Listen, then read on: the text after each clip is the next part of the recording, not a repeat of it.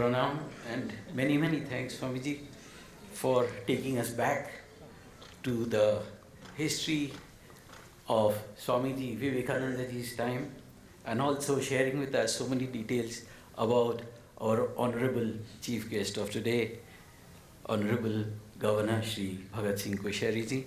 Thank you very much, Swamiji.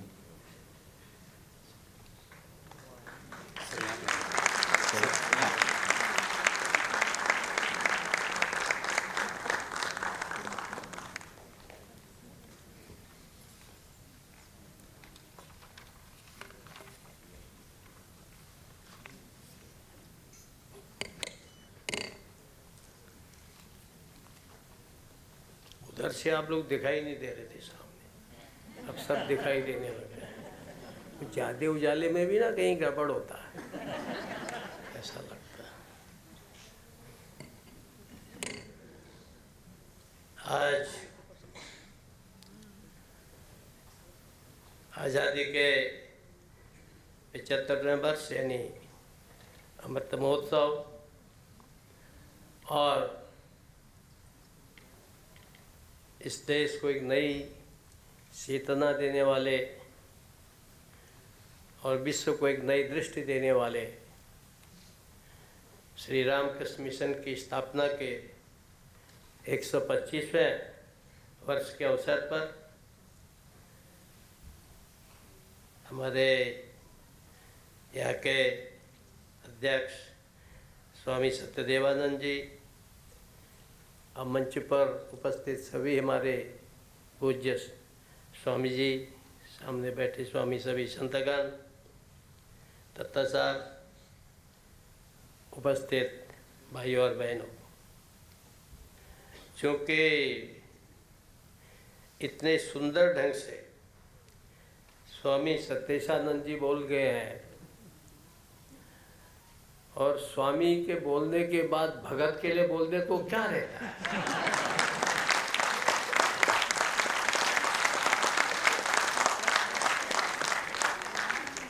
When the Swami has spoken, the devotee has simply to bow his head.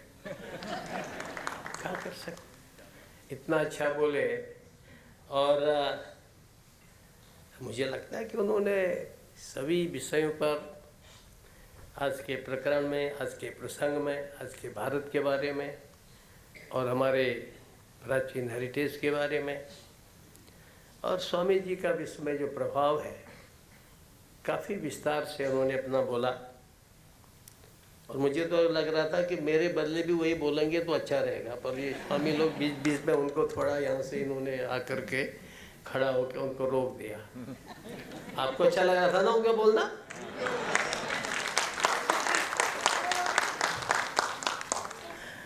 तो मैं जानता हूँ वो जनता का है, हम लोग जनता के बीच में रहते हैं ना, उनको आपका बोलना अच्छा रहता है, उनकी भावना जानते हैं, क्योंकि संत संत ही है। और हमारे अंदर हम जो समाज में है गृहस्थ या हमारे जैसे अर्धगृहस्थ, तो उतनी पावनता कहाँ रहती जितनी संतों में रहती है। और इसलिए इतने ध्यान से आप लोग सुन रहे थे तो मुझे लगा कि सचमुच ठाकुर जी का, स्वामी जी का, श्री श्री माँ का एक कैसा अद्भुत ऑरा अभी भी है कि देश के अंदर, दुनिया के अंदर जो बात स्वामी विवेकानंद आज से 100-125 साल पहले कह गए, उसका तात्कालिक असर तो जो हुआ सो हुआ। उसका तात्कालिक असर तो एक प्रकार से क्रांतिकारी था, चमत्कारिक था, लेकिन आज के दिन भी जो कुछ स्वामी जी कर गए, रामकृष्ण परमहंस जी के आशीर्वाद से, और जो लक्ष्य वो तय कर गए, उन्होंने अपना ध्येय वाक्य रखा उपनिषद से, उत्तिष्ठत जागृत प्राप्य प्राणिबोधन, awake, arise and stop not till the goal is reached. And the goal is not easy to reach. It's not going to be reached within 2 months, 2 years, 5 years, 100 years. It may take long time. बड़ा समय लगेगा. और इसलिए ये जो वेदों का मंत्र उन्होंने अपनाया अपने मिशन के लिए, अपने ऑर्डर के लिए, संघ के लिए,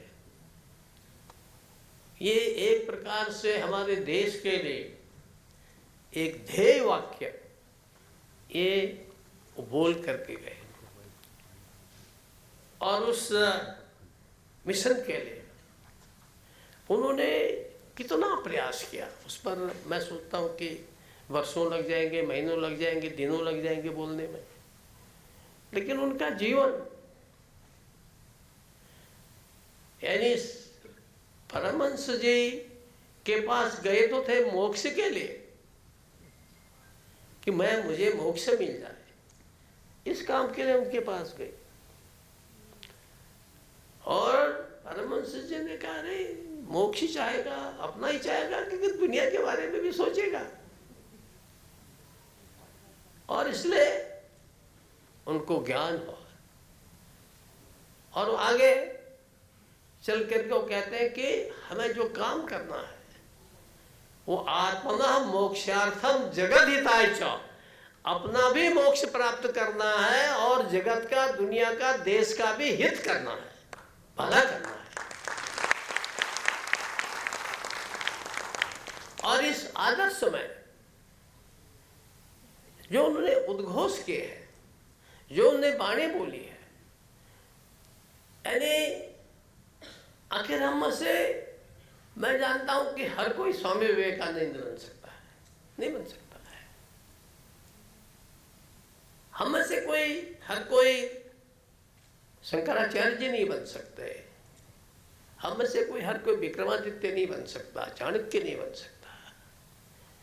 लेकिन हम जो लोग सामान्य जीवन में चलते हैं, घर गृहस्थी चलाते हैं, पढ़ते हैं, लिखते हैं, नौकरी करते हैं, बिजनेस करते हैं, कोई और काम करते हैं, मैं सोचता हूँ कि हमारा इतना ही काम बहुत है कि जिस कदम पर वो चले हैं, जिस पथ पर वो चले हैं, हम भी थोड़ा 2 कदम उस पर चले तो सही.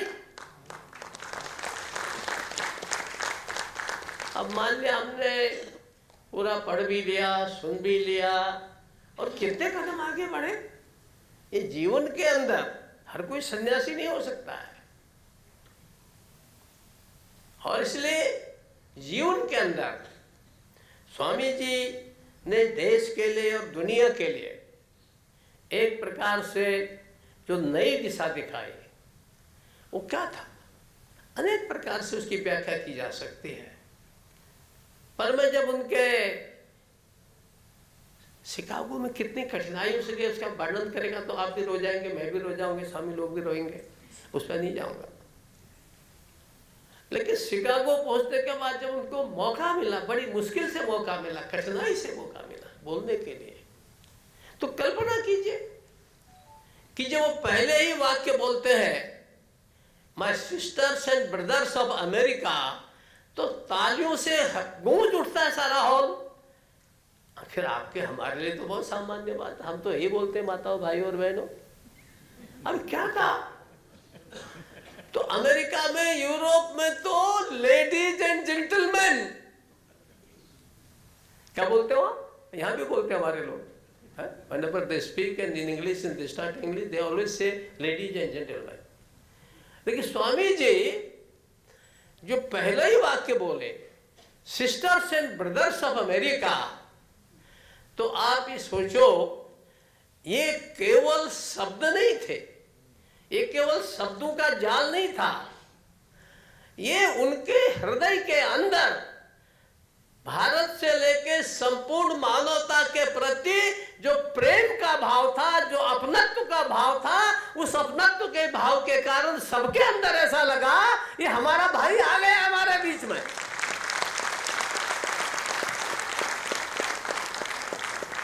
जिसमें से किसी में से आप लोगों ने स्वामी जी को पढ़ा होगा, वहां के एक अखबार ने तो लिखा फर्स्ट पेज में कि the living Christ has come to America. सही है ना? गलत बोलूंगा बता देना, बहुत पहले याद किया मैंने सोचा कैसेट में, तब से पढ़ा नहीं है। हाँ, क्योंकि मैं गलत बोलना पसंद नहीं करता। The living Christ has come from India. उन्होंने क्राइस्ट इतने ऊंचे जगत में हुए हैं, इस संसार में उनका ऊंचा स्थान है, लेकिन वो कहते हैं कि उन्होंने हमने क्राइस्ट तो कभी देखा नहीं। और ये जो विवेकानंद है, ये लगता है कि इज ए लिविंग क्राइस्ट। और कोई बुद्धा को मानेगा, कहेगा इज ए लिविंग बुद्धा, क्योंकि उन्होंने अपना जीवन अपने सदगुरु की कृपा से, ठाकुर जी की कृपा से एक ऐसा ज्ञान प्राप्त कर लिया था कि भारत के ज्ञान को, जो हमारे वेदों में कहा गया है, कृणवंतो विश्वमार्यम, कि हम स्वयं श्रेष्ठ बनेंगे और दुनिया को श्रेष्ठ बनाएंगे। श्रेष्ठ माने ये जो आजकल वो क्या है, बड़े बड़े पूंजीपति वाले जो उसमें अंतरिक्ष में जा रहे हैं, शौक से जा रहे हैं, ऐसे नहीं। बड़े बनेंगे माने हम हृदय से बड़े बनेंगे, हम अंतःकरण से बड़े बनेंगे, और इसलिए हम विश्व को श्रेष्ठ बनाएंगे। ये जो हमारे देश का प्राचीन उद्घोष था, स्वामी जी ने उसको नए ढंग से प्रस्तुत किया, और उसके कारण जो उनके अंदर एक का आत्मीयता का भाव, छोटेपन से जो इतने ऊपर उठ चुके थे कि हर किसी में अपने ही आत्मा को देखना, अपने को ही देखना, सारा पश्चिम उनके प्रति पागल हो गया। यानी उनके जीवनी पढ़ो तो ऐसा लगता है कि भाषणों की डिमांड इतनी बढ़ गई कि सब लोग क्या जी हमारे यहाँ आओ, अब भाषण तो दे। स्वामी जी ने क्या कहा, क्योंकि रामकृष्ण परमहंस ने कहा कि अरे तू केवल अपना मोक्ष चाहेगा क्या, केवल अपना मोक्ष चाहेगा, इसलिए मेरे पास आया है। यानी अपने मोक्ष के साथ साथ, जैसे अगर आप लोगों ने महाभारत पढ़ाओ तो कहते हैं कि चूंकि नरोवा कंजरोवा युधिष्ठिर ने कहा, थोड़ा सा कृष्ण ने कहा थोड़ा झूठ बोल रहे यार, नहीं तो काम चलेगा नहीं, ये कौरव जीत जाएंगे, बदमाश जीत जाएंगे, इनकी जीत हो जाएगी, है थोड़ा तो बोलना पड़ेगा। तो युधिष्ठिर बेचारे को थोड़ा बोलना पड़ा, हाँ नरोवा कुंजरोवा। तो इतना कहने के लिए उनको नरक भी जाना पड़ा। अब वो जब थोड़ी देर नरक का कार्यकाल खत्म हुआ तो वहां के लोगों ने कहा कि चलो तेरा तो कार्यकाल खत्म हो गया, चलो स्वर्ग को चलो। तो युधिष्ठिर ने क्या कहा, मैं अकेले नहीं जाऊंगा, ये जितने मेरे साथ हैं इन सबको भी स्वर्ग ले चलो। अब कल्पना कीजिए, ये भारत का आदर्श है, ये भारत का सोच है। स्वामी जी ने उसी सोच को, उसी हमारे प्राचीन देश के अंदर जिसको हमने जिया, दुनिया को जिसने हमने सिखाया, जब हम गुलाम हो गए, हम पिछड़ गए, हम एक प्रकार से अवनति की ओर जाने लगे, तो ऐसे क्षण में जैसे यदा यदा धर्मस्य ग्लानिर्भवति भारत कहते हैं ना, व्युत्थानम धर्मस्य, भगवान का अवतार होता है, ऐसे रामकृष्ण परमहंस का अवतार हो गया। और उन्होंने इनको जैसे अर्जुन को आगे किया, कृष्ण ने ऐसे आगे करके कहा देखो तेरा काम है। फिर से ये भाव जागृत होना चाहिए, और उस संदेश को लेकर के वो दुनिया भर में गए। लेकिन दुनिया भर में जाने के बाद जब वो भारत लौटे, अभी आत्मनिर्भर भारत की ओर और बड़े सुंदर विषय पर how to make our motherland prosperous and powerful Swami ji बोल रहे थे। ये उन्हीं का लक्ष्य है, स्वामी जी विवेकानंद जी का है। वो विदेश से लौट के आते हैं, समुद्र के किनारे पहुंचते और भारत की धरती में पहुंचते ही धरती पर लोटपोट हो जाते हैं, मट्टी को अपने माथे पर लगाते हैं और कहते हैं भाई भारत माँ, मैं विदेश में था, यदि कोई मेरे में अशुद्धि आ गई हो, खराब हो गया तो मुझे क्षमा करो। बताइए आप हम में से कितने लोग विदेश जाते हैं हम तो विदेश जाके कभी कभी ऐसा सोचते हैं, हे भारत माँ तुम क्षमा करो, यहाँ बड़ा अच्छा है, इंग्लैंड में सफाई है, सुंदर है, हमारे पेरिस तो बड़ा सुंदर है, स्विट्जरलैंड अच्छा है, तो उल्टा हमें कहती है भारत माँ माफ करो तुम क्यों पैदा हो गए तुम्हारे यहाँ। लेकिन वो इतना घूमने के बाद कहते कि मेरी कोई कमी हो गई हो, मेरे अंदर कोई दोष आ गया हो, तुम मुझे माफ करो। एक सन्यासी जिसको जगत हिताया, दुनिया के हित के लिए जिसने जन्म लिया है, और वास्तव में जिन्होंने दुनिया का हित किया, अभी रोमेरो राजा ने कितने ही नाम है, स्वामी जी बोल रहे थे, भगनी निमित्त कितने ही नाम है कि स्वामी जी के चरणों में आके भारतीयता को समझने लगे, भारत के वेदांत को समझने लगे, और भारत को समझने का एक नया क्रम शुरू हुआ। वरना तो जैसा वो कह रहे थे ना स्वामी जी अभी कि it is a country of contradiction, ऐसा लोगों को लगता था जादूगरों का ये ऐसा देश है, ऐसा लोग बोला करते थे लोग उल्टा सीधा। लेकिन कितना स्वाभिमान, आज आप देखते हैं ना, वो भी नरेंद्र, आज का प्रधानमंत्री भी नरेंद्र, इसको पॉलिटिकली मत लेना। हाँ, कभी कभी लोग ऐसे लेते हैं, हाँ, don't take it that politically. आज आप देखते हैं ना, आप लोगों में से बहुत से लोग विदेश जाते होंगे, यानी आपने कभी देखा कि किसी प्रधानमंत्री को आज क्या किसी राष्ट्रपति को विदेश जाने के बाद ऐसा स्वागत होता है कि अब हमारे हिंदुस्तान के लोग कहते हैं कि हम भी आजकल गर्व के साथ कहते हैं कि हम हिंदुस्तानी हैं। आखिर क्यों? क्योंकि ये नरेंद्र भी उस नरेंद्र के चरणों में, इन संतों के चरणों में गया, बेलूर मठ गया, सत्य के गया, इसलिए बोलता है। और वही हमारी आत्मा है। और हम सब लोग आज देश को जब आगे बढ़ाना है, और देश आगे बढ़ रहा है, अरे कल्पना कीजिए कि स्वामी जी को क्या जरूरत थी कि कुछ करते, लेकिन उन्होंने कहा नहीं, मुझे तो संघ बनाना है, मुझे तो ऑर्गेनाइजेशन बनाना है।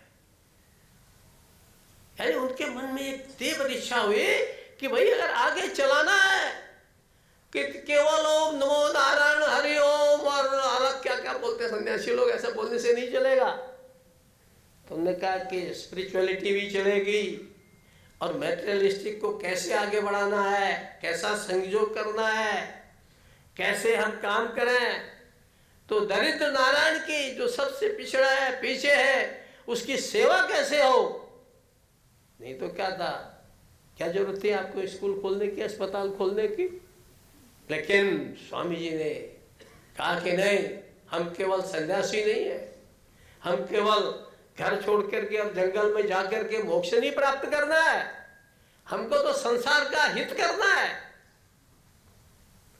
और इस दृष्टि से उन्होंने संगठन खड़ा किया, रामकृष्ण मिशन खड़ा किया, मठ खड़ा किया। मुझे ध्यान है कि एक बार वो कहीं विदेश में जब अपने संगठन के बारे में बोल रहे थे, तो बार बार उसके बारे में she will do this, she will do this, she will do this, वो ऐसा बोल रहे थे। तो उनकी महिला शिष्या ने कहा कि स्वामी हु इज सी, वो कौन है जो सी आप बोल रहे हैं बार बार। तो उन्होंने कहा ओ इट इज एन ऑर्गेनाइजेशन, ये संगठन है, बिना संगठन के कुछ होता ही नहीं है, संगठन चाहिए। तो इसलिए स्वामी जी ने संगठन खड़ा किया। और आज हम सब लोग कैसे सौभाग्यशाली हैं। मुझे जहाँ तक जानकारी है, इसी मुंबई से स्वामी जी ने प्रस्थान किया था ना, ये सही है, भूल तो नहीं किया, मैं बुढ़ा हो गया हूँ ना। इसी मुंबई से प्रस्थान करके शिकागो में उन्हें धर्म ध्वजा पताका फहराई, विजय पताका फहराई।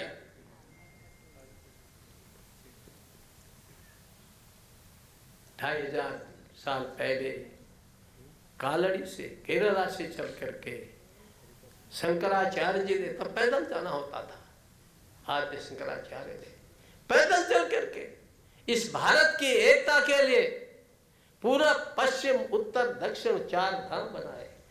उत्तर में बद्रीनाथ, दक्षिण में रामेश्वर, पूरब में जगन्नाथ, पश्चिम में द्वारिकापुरी। और आज के इस युग में 2500 साल बाद, 3000 साल बाद, अब हो सकता है इसमें किसी के समय के बारे में आगे पीछे हो। स्वामी विवेकानंद ने कहा कि नहीं, ये जो हमारा ज्ञान है, ये जो हमारा अध्यात्म है, ये भारत तक नहीं। उन्होंने कहा, वेस्टर्न से बार बार कहते थे वहां के लोगों से कि हमको तुम्हारे साइंस और हमारी spirituality, your science and our spirituality should come together and then alone the world will get real happiness.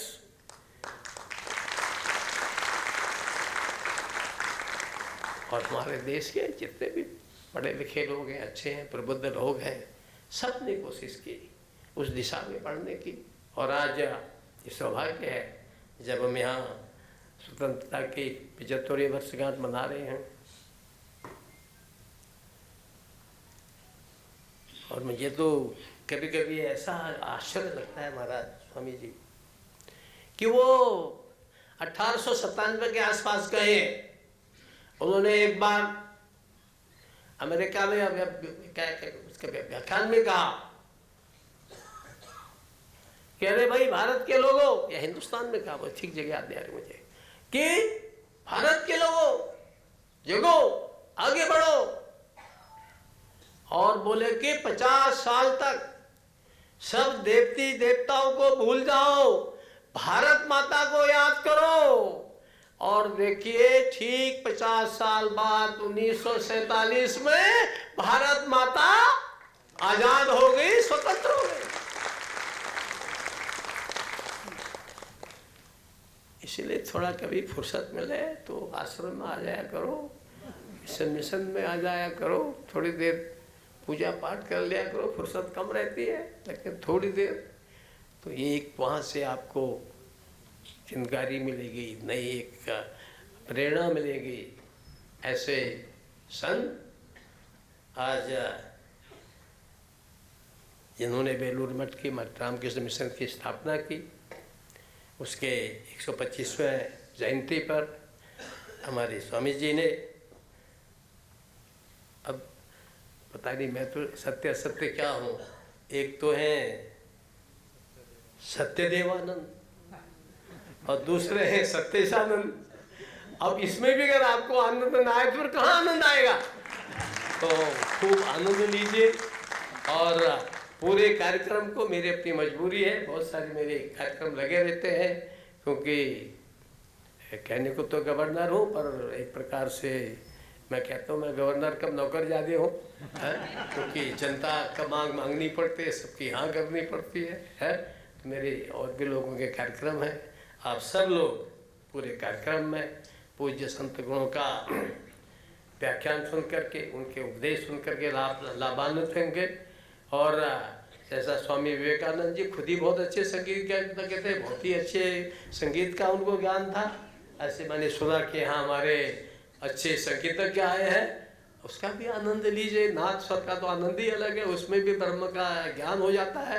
तो इसलिए पूरे कार्यक्रम में आप सब लोग उसका आनंद लेंगे। मेरी आप सबको बहुत बहुत शुभकामना। पूज्य स्वामी जी को प्रणाम से बहुत बहुत धन्यवाद।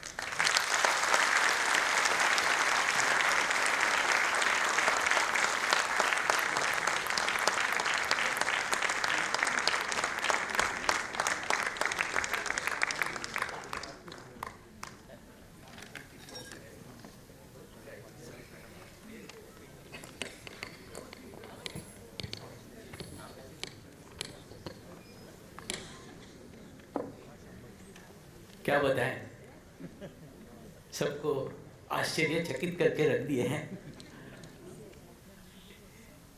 ये जो उनके अंदर धर्म कथा भरी हुई है कण कण में, ये सब उज्जवल होके बाहर आ गई। बहुत बहुत प्रणाम, धन्यवाद आपको स्वामी जी के बारे में इतने सारे कहने के लिए, रामकृष्ण मिशन के बारे में इतने सारे कहने के लिए बहुत बहुत धन्यवाद।